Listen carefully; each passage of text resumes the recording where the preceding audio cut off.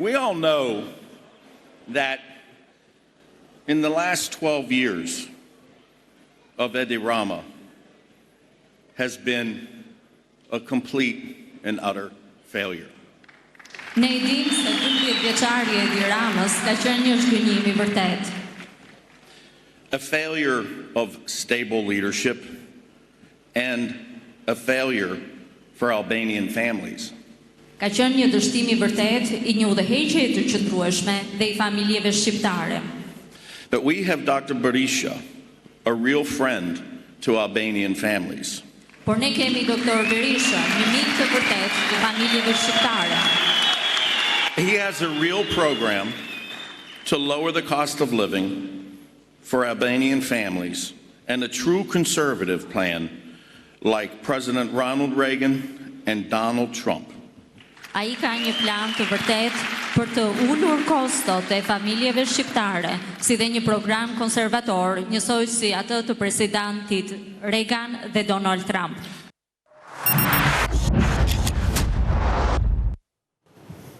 Me mbrëma, edhe një herë, pra ata të cilët janë të interesuar më tepër për temat e debatit politik të brendshëm, jemi në fushat elektorale. Ky ishte I famshmi Ilat Civita, që u tha një herë që erdhi një herë, por nuk vjen prap, sepse ka vështirësi në likuidimin e tij, likuiditetit e tjera.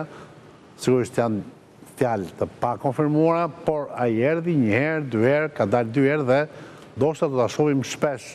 Pra ky është personazhi që është generali I fushatës Sali Berishës, sipas Sali Berishës, dhe sipas Ramës ky quhet ndryshe dhe Latifi, me që është Lacivita Latifi, pra do të thonë ky është I forti I lagjes, të cilin doktori ka thirrur në ndim. Pra kjo është loja për të zvogluar dimensionet e Lacivitas. Por megjithatë, askush nuk ka mendon që Lacivita është një figurë e njohur në Shtetet Bashkuara të Amerikës dhe ka patur një rol specifik të rëndësishëm në fushatën e Donald Trump, është të paktën, këtë mund ta them me siguri, një lobist I dorës së parë. Po, por duke u përqendruar ke Latifi apo ke Lacivita, doja të zbërtheja të dekryptoj klimën dhe frymën në cilën po hyn kjo fushat që sapo ka filluar, por jemi më pak se një muaj larg, 11 maj. Atëherë, për të debatuar për këtë, kam përsëri kandidatin për deputet Partisë Socialiste Qarkun e Tiranës, zotin Arben Pollumi. Mbrëma, zotin Pollumi. Mbrëma, zotin Zhej. Faleminderit që u përgjigje edhe një herë tjetër ftesës time, sepse më thënë drejtën, herën tjetër kur ishim bashkë, nuk të dhash dot kohën e mjaftueshme për të artikuluar gjëra dhe unë ndjeva dhe unë deficitar pa dhe përsëri ta ftesën për ju. Faleminderit. Nga ana tjetër kam Aulon Kalaj, me mbrëma Aulon, kandidat për deputet Qarku Durrës, Aleanca për Shqipërinë Madhështore. Ndihmohem në këtë bisedë nga Esona Ekonomi, gazetare politike, mbrëma Eson, Miserdhe, 360 gradë, dhe zoti Arben Meçe, inxhinier, por analist. Mbrëma. Unë kam përgjithë madhe kur them inxhinier. Në tani për shkak kur duan të thonë kur do thonë inxhinier dhe ju jeni inxhinier. Dy inxhinierë në këtë krahun këtej. Kur në tani për shkak kam jetuar vitet e mia të rinis, kur e thon ti inxhinier, i thon më shumë se sinjore, më shumë se zotëri. Se e kanë sepse diploma e inxhinierisë është diploma më e vështirë në vende të serioze, në vende të serioze. Atëherë, zoti Pollumbi, pse apo ta dëgjojmë Ramën, ta dëgjojmë një herë. Rama, çfarë thot Rama për Lacivita? Pra si Rama e mbiquan atë Latifi. O shumë përzi të Aulon, 1 minutë. Të lutem, gjashta.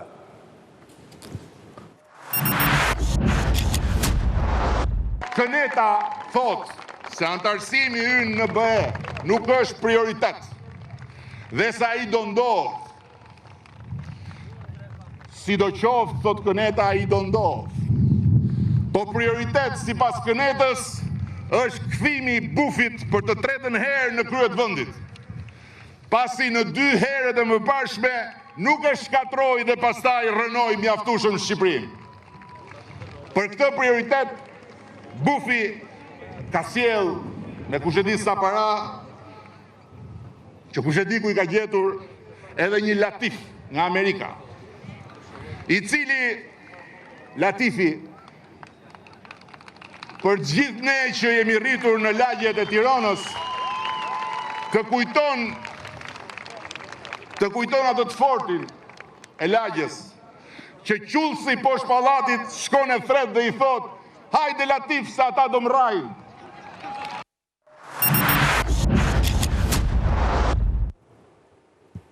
Zoti Kalaja, cili është komenti juaj për këtë koment të kryeministit, kryetari Partisë Socialiste, kandidatit për kryeministën, do një ka shumë funksione tani në këtë periudhë tranzitore. Sipas jush, Leat Civita është regjizori, lobisti kryesor i Partisë Demokratike dhe ndjehet psikologjikisht në fushat dora e tij dhe forca e tij. Shiko, Zhe, unë kam qenë një nga ata shqiptarë që kam shpall një anshmërinë time me presidentin Donald Trump dhe jam njohës shumë i mirë i fushatës së Shtetet Bashkuara të Amerikës. Kam shpall të një anshmëri për 3 parime, Zoti, familja dhe kombi. Shtetet Bashkuara të Amerikës po shkonin drejt një satanizmi dhe drejt prindit 1, prindit 2, një agjende majtiste që po shpërbënte atë që quhej bërthama dhe po vinte në pikpyetje mashkullin dhe femrën, sepse për ata kishte shumë gjini apo martesat me gjini të njëjta. Kështu që pranë këtë këndvështrim, Kris Leat Civita ka qenë një nga njerëzit më të rëndësishëm në fushatën e Donald Trump bashkë me Suzin, e cila drejton sot kabinetin e shtëpisë bardhë. Me të thënë drejtën, unë kam qenë një nga ata njerëz që jam habit se si ky njeri erdhi në Shqipëri, sepse fillimisht thonin që Shqipëria është një vend i parëndësishëm, një pikë ujë në oqean, nuk do ketë mesazhe nga Shtetet Bashkuara të Amerikës që ai të vi këtu, nuk besoj që është vetëm thjesht një lobist. Unë mendoj që është një mesazh nga SBA të ardhja e tij këtu dhe ai është një mesazh nga SBA. Besoj se po, sepse ai është në elektorat dhe në Partinë Demokratike ndjehet kështu perceptohet. Patjetër, jo vetëm në elektorat, po edhe më gjerë. Pra po flasim edhe për më gjerë. Ai është një strateg i Pra tani Shtetet Bashkuara të Amerikës janë me demokratët. Shiko, unë nuk jam naiv, domethënë që të pranoj këtë, por unë mendoj që leximi është i tillë. Shiko, unë mendoj që ardhja e tij në Shqipëri është një mesazh i qartë, duke pas parasysh që ai drejton edhe republikanët. Po njëson, ka në linjë, nëse ka rëndësi, ka në linjë private apo ka në linjë republikane? Shiko, Kris Leat Civita ka shumë miq. Si funksionar Partisë Republikane? Ka shumë miq. Apo si këshilltar i paguar privat? Shiko, Kris Leat Civita nuk besoj unë që ka nevojë për parat shqiptare. Nuk ka nevojë. Absolutisht. Unë gjykoj që Rama po lun strategjikisht gabim duke godit Kris Leat Civita, sepse ne kemi parasysh që Kris Leat Civita është një nga njerëzit që ka shumë miq në FBI, për shembull, kur Rama nuk i ka punët mirë. Mos hapemi, bëhet më thuaj konceptin. Ja, koncepti është McGonigal. Ky është koncepti. Sepse Kris Leat Civita me lobingun që ka dhe me një që ka... Nëse Rama gabon. Unë besoj, këtë po them pra, unë po gëzova dhe unë dua që të merret me këtë. Pastaj, krahasimi me tim, tani po e gjej këtë Latif e tjerë, kjo është banale. Unë pres diçka më shumë nga metafora Ramës, me që ka shkruajt në fillim. Kjo Latif unë nuk e di. Kaq se zoti Pullumbi. Atëherë, Leat Civita, sipas jush, fushata nuk është hera e parë. Latifi nuk është hera e parë që partitë politike shqiptare, në mënyrë të veçantë Partia Demokratike, thërret në ndihmë figura që vinë nga Shtetet e Bashkuara të Amerikës apo paguan lobista në Shtetet e Bashkuara të Amerikës. Kjo nuk është një gjë e re dhe ne kemi parë edhe rezultatet. Zoti Kalaja thotë se nuk e ka paguar, ka ardhur në linjë kështu. Jo, nuk e kisha fjalën për këtë herë se nuk e di për këtë herë është paguar as është paguar, po fakti që erdhi me siguri duhet paguar, po flas për fushatat të tjera, kur edhe kemi pasur çështje në lidhje me pagesat që ka bërë Partia Demokratike në funksion të lobimeve në Shtetet Bashkuara të Amerikës. Tash unë dëgjova me vëmendje dhe atë ditë dhe sot në mënyrë të veçantë më tërhoqi vëmendje në pasazhe që ju e kishit zgjedhur në 2 gjëra. Nëse realisht qeveria e Shtetet Bashkuara të Amerikës do të japë një mesazh popullit shqiptar, e kanë në dorë. Mos e lodhin lideri këtu këtë zotrin, mund të bënte një lëvizje të vetën, mund të ishte një non grata të zotit Berisha dhe mjaftonte për të lexuar këtu ke ne, kështu ja kursenin lekët edhe shqiptarëve. Edhe e dyta, nëse pastaj themi se sa i rëndësishëm është zoti Berisha për familjet shqiptare, atë më mirë na i lejnë ne shqiptarëve ta gjykojmë se sa duhet vit na i thot dikush nga Shtetet e Bashkuara të Amerikës, se ne nuk është se zoti Berisha po i njohim për herë të parë, kemi 30 e ca vjet që e dim se çfarë prodhon, si mendon, si vepron, si gjykon. Nuk është se nuk e njofim edhe besoj që ka qenë prezent në shumicën e jetës së familjeve shqiptare në këndvështrimin tim në mënyrë më pejorative të mundshme. Okej. Zonë Ekonomi? Zhej, nuk duhet të harrojmë që ai ishte njëri që po paguhet për të ardhur në Shqipëri. Dhe askush nuk e mohon, përfshirë dhe zotin Berisha, se është paguar dhe po paguhet për këtë proces. Dhe e vetëm ajo që na fshihet është sa është paguar. Dhe si njëri që flet pasi paguhet, nuk vlen që të shohim përtej tij Donald Trumpin. Pra nuk mund të jesh edhe i shpallur non grata nga qeveria e Trumpit, të jesh akoma i përcaktuar si i tillë dhe të thuash që ka malat këshilltarin e Trumpit. Vetë Civita nuk e ka bërë ndonjëherë të flasë në emër të Trumpit, dhe as marr angazhime që mund t'i përmirësoj diçka Berishës në raport me Amerikën. Ama po, ai demokratëve ju shet shpresë, zoti Berisha e marketon këtë, por është i vetme parti politike që unë mbaj mend sa kam unë memorie politike që nxjerr këshilltarin në podium. Ne nuk e kemi Civitan kandidat për kryeministër. Nuk është një pesë çfarë do. Po, por kur ti mbaroj kontratë do t'ikin Amerikë. Ai ka gatë në general, nuk është një tetar, një reshter. Zhej, të lutem, po të djosh fjalimet, unë realisht nuk shoh asgjë strategjike në çfarë ai përcjellet çfarë thot. Gjuha anglosaksone është e thjeshtë, ne kemi letësi më të zhvilluar. Përpos kësaj, ai është njëri që kur të mbaroj kontrata do t'iki dhe nuk e kemi atë kandidat për kryeministër. Ne nuk mund të ndërtojmë një diskurs elektoral mbi të dhe për të, sepse nuk dim për sa kohë ishte në Shqipëri dhe çfarë përgjegjësish merr. Nëse zoti Berisha pas kësaj marrëdhënie financiare paraelektorale ka shpresë që më mbrapa mund të cilë diçka në raport me non gratën, kjo është një gjë tjetër, po është një gjë që për momentin nuk faktohet nga asnjë qendrim zyrtar i Departamentit Amerikan të Shtetit. Pra nuk përputhet ajo çfarë shpresojnë demokratët me çfarë Amerika në të vërtet ka bërë këto muaj nga janari e tutje, nuk ka ndryshuar asgjë për zotin Berisha. Amerika nga janari sa deri tani s'ka bërë asgjë.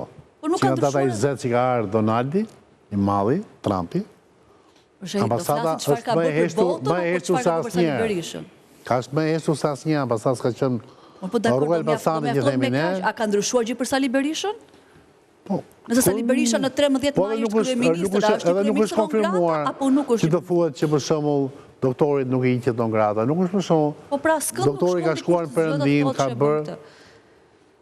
Zhej, domethënë është sikur të shpresojmë, të krijojmë ëndra dhe iluzione siç Berisha dëshiron të krijojmë në këtë periudhë. Dakor. Ai po shet shpresë, po shet një iluzion në ja del të dorë krokasin, po për momentin nuk ka ndonjë gjë që. Në fushat, okej. Zotë Mezja? La Civita apo Latifi? Jo, kam president në Amerikës përballë. I madh, shumë madhështor. Jam në dyshim tani sepse këtë 15 diqën e fundit, ka një përçarje në Departament Shtetit, mas ku iku nga Departamenti Shtetit, dhe çuditërisht kjo ngjarje në Shtetet Bashkuar nuk ka ikur. Ka ikur.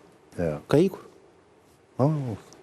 Është njës i lajmi i ri kjo, është ftohur. Është ftohur. Po t'ikja është gjë madhe është gjë. Okej, po ftoj. Po gjitha këto ngjarje po ndodhin ditën që Civitaja po merret në Shqipëri. I çojmë ters do thuash. Jo.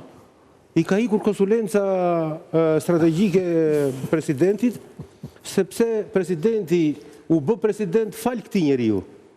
Mos ishte ky njeri, ai president nuk do bëj kurrë. Po, ky njeri do bëjë Berisha kryeministër. Shiko tani, duhet jem serioz. Që të arrish në Shqipëri dhe të thuash që presidenti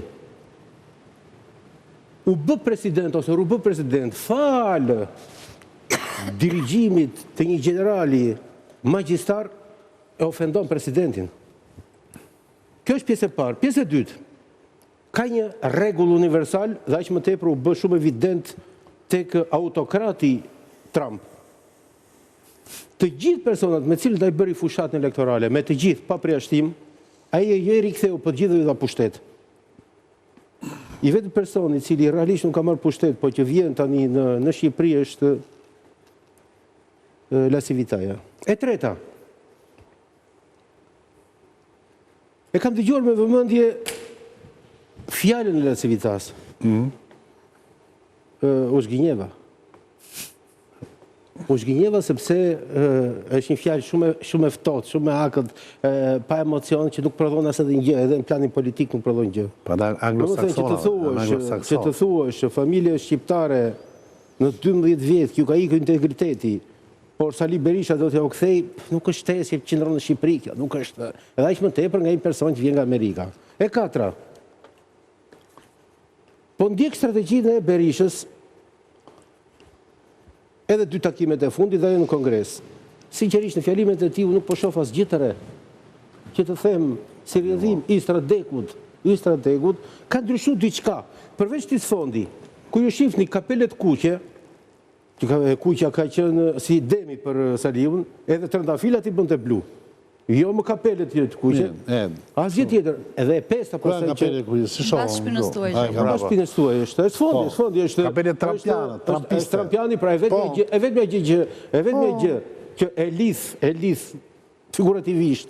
është vetëm fillimi i mos u nxito. Tu këtë fillimi. Tani, ajo që unë dua, edhe këtu duhet të... Po se me një kohë se është dhe aulori ta bëjmë debat. Një informacion më të qartë. është shumë e rëndësishme të kuptojmë çfarë statusi ka ky person në Shqipëri. Dhe unë, edhe kur kemi bizeduar radhën e parë, kam thënë zotëri, çfarë është? Ky është sepse një general fushate, e ka thënë Sali Berisha. Është komandanti fushate. Ozheja e ka dërguar Trumpin SBA, apo ka ardhur vetë për shkak një lobi me Fatmin Medvedev? Kjo është diferenca. Trump nuk ka dërguar Shqipërinë.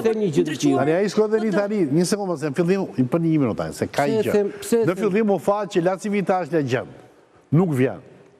Nuk vjen, bile u thanë dhe gjëra që se ka kërkuar pagesën para fjalë korridorës, nuk marr përgjegjësi po. Ka kërkuar pagesën para dhënie, e ka kërkuar me bank, sepse në Amerikë nuk mund paguash dot pa bank, dhe ai nuk vjen, u prish marrëvesh. Pastaj se si ndodhi, ai erdhi. Than erdhi një herë sa u duk, po nuk do vi më. Erdhi herën e dytë. Erdhi herën e dytë për hapjen e fushatës. Erdhi për programin. Erdhi shkoi me doktorin në Itali.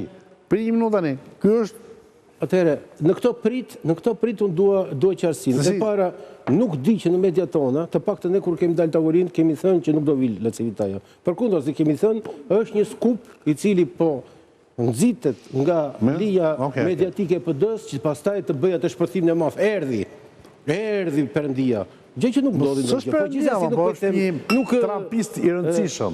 Nuk është se ne kemi ngritur këtë çështje. Ne vetëm gjë që kemi ngritur dhe që unë vazhdoj ta ngres sot kësaj dite, është ky person duhet përcaktoj statusin. Është për herë të parë në historinë e personave të cilët menaxhojnë fushatë elektorale, ku personi që dirigjon fushatë elektorale del në tribunë. Është herë e parë në histori. Ka gjithmonë një herë të parë. Jo, ka gjithmonë.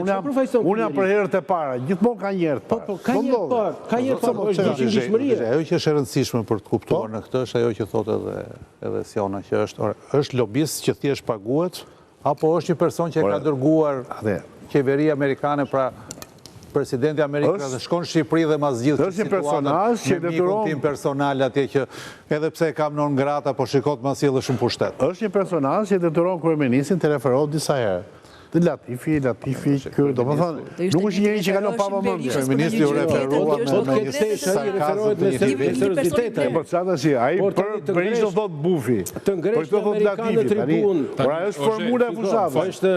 Është e rënë për Lacivitan që ka dalë në tribunë. Unë mendoj që Rama është i shqetësuar për shkak lidhjeve që Lacivita ka në departamentin e shtetit. Domethënë të injorosh Lacivita për mendimin tim ose nuk ke informacion ose e bën me qëllim. Është një nga njerëzit më të rëndësishëm Shtetet e Bashkuara të Amerikës.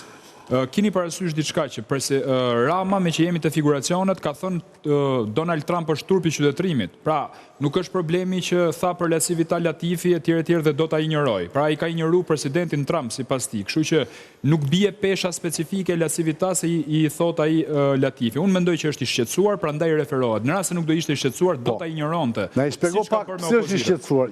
Është i shqetësuar nga çështja e tij. I shqetësuar sepse është një general fushate shumë i zoti, sepse është në të njëjtën kohë lobist që mund ta çojë fjalën tek paradhoma e Donald Trumpit, apo ai në fakt është paradhoma Donald Trumpit, sepse është pjesë e shtëpisë bardhë. të hedhë dhe poshtë dhe i argument tjetër. Ai është një emisar i Donald Trumpit në shumë vende, jo vetëm Shqipëri. Keni parasysh diçka.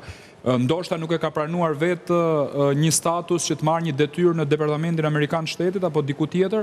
Ai se ka thënë. Ja pra po ja u them unë se unë e kam studiu. Dhe unë jam i njeri që jam marrë me ti do të kesh informacion, se nuk është studim kjo tani, se ishte struktura e partisë që e kandidat për deputet. Tani unë po jap një mendim që nuk besoj se që nuk jam në strukturë, po ti ke informacion primar. Jo, nuk ka lidhje me PD-n kjo, ka lidhje me çka kam studiuar në zgjedhjet SBA. Ky njeri ka një peshë specifike në SBA. Rama është i shqetësuar nga çështja me Gonigal që ka aty, sepse Lasivita ka shok shumë të ngushtë në FBI, drejtuesin, zëvendësdrejtorin e tjerë. Është një patate nxehtë kjo e Ramës. Prandaj mendoj që në mënyrë strategjike po luan gabim që po godet Lasivita. Ai është njeri i cili a do paguat apo jo, kjo është një histori tjetër, por që është një nga njerëzit më të rëndësishëm sot për sot në Shtetet Bashkuara të Amerikës dhe është vetë paradhoma e Donald Trump. Pra ju thash, Suzi drejton kabinetin, Lasivita është për të lëvizur. Keni parasysh diçka, çfarë do ishte Partia Demokratike në rast se nuk... Pyetje, në rregull. Njëso, si ka mundësi që e kapi doktori këtë kaq të rëndësishëm? Se tani, ne jemi vend dhe semi kortiza e botës, dhe të kishim shumë të shqyrtishim. Si ka mundësi se kapin një vend tjetër e kapim ne këtë? Shiko, kjo është pyetje shumë e rëndësishme. Kjo është pyetje shumë e rëndësishme. Unë gjykoj që edhe Shqipëria ka pasur... apo është vëmendje? Shiko, edhe Shqipëria ka pasur dhe ka, besoj unë, paka shumë hallet në atë që quhet agjendë majtiste dhe goditjen që ka dhënë Soros në Shqipëri ka qenë po e njëjtë në Shtetet Bashkuara të Amerikës. Ju thatë diçka për rrugën e Elbasanit, që është bosh dhe nuk po jep mesazhe. Nuk po jep mesazhe. Po pra nuk po jep mesazhe. Shqiptarët kanë një shprehje shumë bukur, më mirë djepi bosh se sa gjarë për i brenda. Kështu që Ambasada e Shtetit Bashkuar të Amerikës ishte kthyer në një paradhom të Partisë Socialiste, të Partisë në pushtet dhe të gjithë agjendës majtiste që po ndodhte në Shqipëri. Promovonin prindi 1, prindi 2, LGBTI në këto historira tjera që do t'i çonin propaganda në përshkolla e tjere, dhe projekte cilat janë të korruptuara, dhe prandaj në Departamentin Amerikan të Shtetit filloi një kontroll, jo gjitha. Është vërtet që Yuri Kim u dënua? Jo. Apo e mbrua? Shiko, a u hap një hetim në gjithë ambasadat e vendit, u ul flamuri LGBT-s edhe u ngrit flamuri Amerikan, ky ishte realiteti tani, në Suedi, në Danimark, në Shqipëri, në vende tjera, tjera. Por kjo është histori tjetër. Por im tu tani se çdo njeri do të thotë gjitha më një herë, prit se kemi minutazh përpara. Tani, fal, ju në Partinë Socialiste keni pas flamurin e LGBT-s? Ju thatë një gjë me shumë vlerë, në fakt. Po. Është fakti që pavarësisht nëse personeli ambasadës së Shtetet Bashkuara të Amerikës flet apo nuk flet mban shënime. Kështu që në këtë kuadër duhet jemi gjithë kujdesshëm kur artikulojmë në raport me heshtjen e tyre apo në raport me politikat e tyre të djeshme apo të sotme. Edhe dje ishin Shtetet Bashkuara të Amerikës dhe sot janë Shtetet Bashkuara të Amerikës dhe nesër do të jenë prapë Shtetet Bashkuara të Amerikës, të cilët imponohen në një mënyrë ose në një tjetër në shumicën e asaj që ndodh në glob. Kështu që ne këtu duhet jemi të kujdesshëm kur artikulojmë këtë gjë. Ajo çka unë realisht dëshiroj dhe besoj që është edhe tema e kësaj që po flasim bashkë është ky zotëria që në Amerikë mund të jetë shumë i rëndësishëm, nuk e mohoj fare, mund ta ketë ndihmuar presidentin që të bëjë fushatën e vet, mund ta ketë ndihmuar edhe që të e di që në datën 11 maj votohet këtu se mos na vinë qershore dhe na thot në një gjë në qershore. Nëse kishe për të duhet ta thoshte tashi se sa i rëndësishëm do të ishte zoti Berisha, duhet mbante një fjalim që ta ngritë pesh popullin shqiptar. Ka thënë për Berishën, ta ngritë pesh popullin shqiptar. Berisha është partner i rëndësishëm i republikanëve, nuk thotë është partner i rëndësishëm i Amerikës. Nuk thotë që është perspektiva jonë. Po nuk ishte një fjalim që ngriti pesha, unë s'mbaj mend të ketë thënë një gjë të bukur në fjalimin e vet. Është më shumë e shikoj, realisht më shumë e shikoj si një lloj qoke nëpërmjet ca miqve të caktuar Shtetet Bashkuara të Amerikës, që po i japin një dorë zotit Berisha në formë edhe Partisë Demokratike, po edhe njerëzve të cilët ai ka rreth rrotull në lista të caktuara, që mund të kenë miqësira dhe influenca të caktuara në Amerikë, se sa një influencë drejt për drejt e Shtetet Bashkuara. Pse ka nevojë doktori për këtë qok?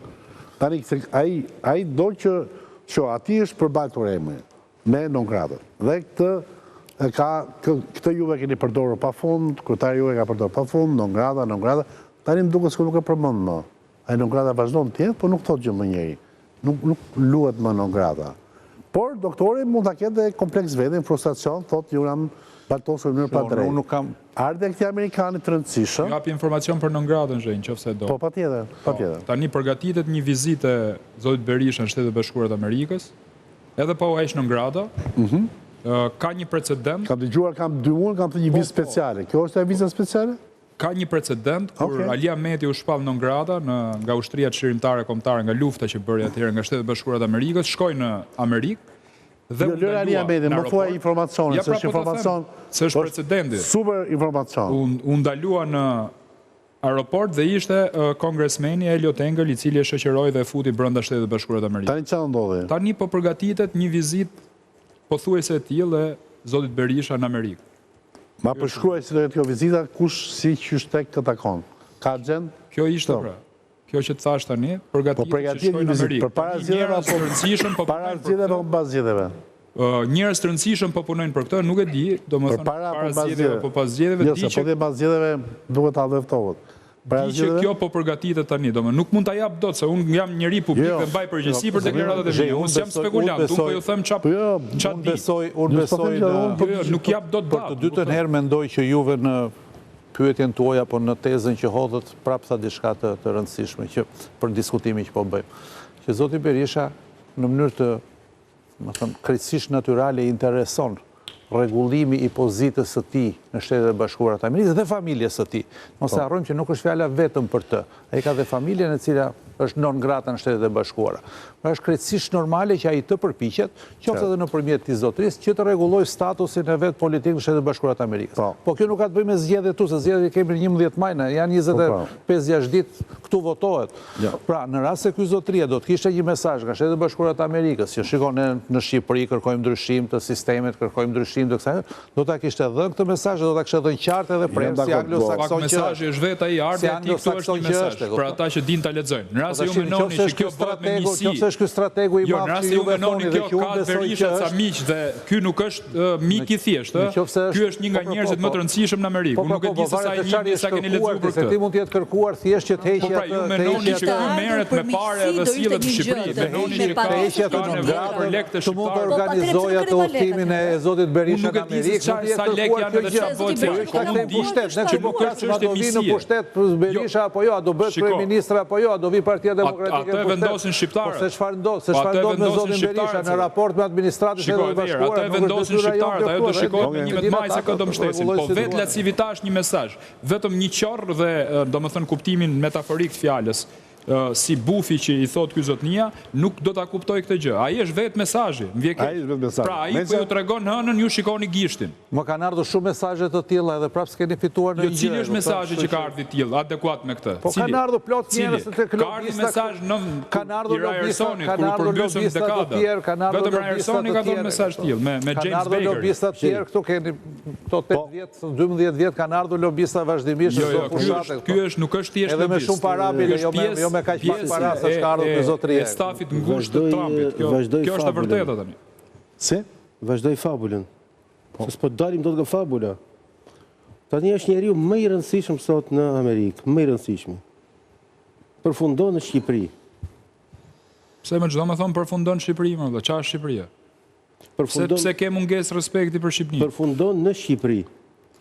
Më për ne është shumë e rëndësishme Shqipëria, puna është thjesht për Shtetet e Bashkuara, për ne është vendi më i bukur, për ne është eveniment, duhet dorë rrokita i pavarësisht, mbështeste Ramën apo Berishën, s'ka rëndësi, ardhja e tij është e rëndësishme. Amor, inxhinier, çka ke, pse qesh? Po qesha burri dhosë. Pse? Pse qesh? Nuk është e rëndësishme, po të kishte ardhur për Ramën, çfarë do thoje ti për shembull? Ja çfarë do them, tani do ta them po s'më. Po çfarë do thoje? Po ja pa ta them. Po thuaj pra. Që do të thotë që Shqipëria është kthyer një nga pikat kryesore të strategjisë trumpiane sot. Se ka dërguar njeriu më të rëndësishëm. Emisari më rëndësishëm dërgohet në Rusi, emisari më rëndësishëm dërgohet në Irak, emisari më rëndësishëm dërtohet në Kinë dhe emisari më rëndësishëm të vjen në Shqipëri. Nëse Trumpi ka kurajon që të shpall strategjinë e tij në Irak, të shpall strategjinë e tij në Po është autoritarist Trumpi, pra e the ti, e vendoset ti punë. Unë mua bitem, kaq frikacak është Trumpi autoritarist. Kaq frikacak është sa të shpall dhe pikërisht prioritetin e katërt të tij politikës jashtme në Shqipërinë. Kjo është e para. E dyta, Trumpi turpi qytetërimit o inxhinier. Vazhdojmë të ballafaqohemi. Shko nga kalea se del shumë profil në kamerash. Atëherë vazhdojmë të ballafaqohemi me atë të pavërtetë për mua, po të amplifikuar si të vërtetën më absolute. Po inxhinier, po të vinte për Ramën më burse të pyeta, se më the do të përgjigjem. Po të vinte për Ramën, çfarë do thoja? Ja, pyetje thjesht. A se prisja të vinte për Ramën, po ka erdhur për Ramën. Ja, po të vinte për Ramën, do të dorë rrugësi ti? Ai ka erdhur për Ramën. Si ka erdhur për Ramën? Ka erdhur burr. Në ç'kuptim? Ai erdhi këtu, dërgoi gocën edhe dhëndrit, e mori pasurinë, e kam mbyll mua peti me Ramën. Unë abitem ju pse po ju gjenjen me vitaja po thënë. Ju pse ju gjenjen? Fakti është që ai ka erdhur, e ka marrë ishullin dhe e ka mbyll ai. Ju e shikoni që Trumpi s'është tjetër veçse një tregtar. Politikën e bën me tregti. Por ky është. Dhe e ka mbyllur akordin me Ramën ai. Tani na del një seksere dhe thotë di se shpëton Trump.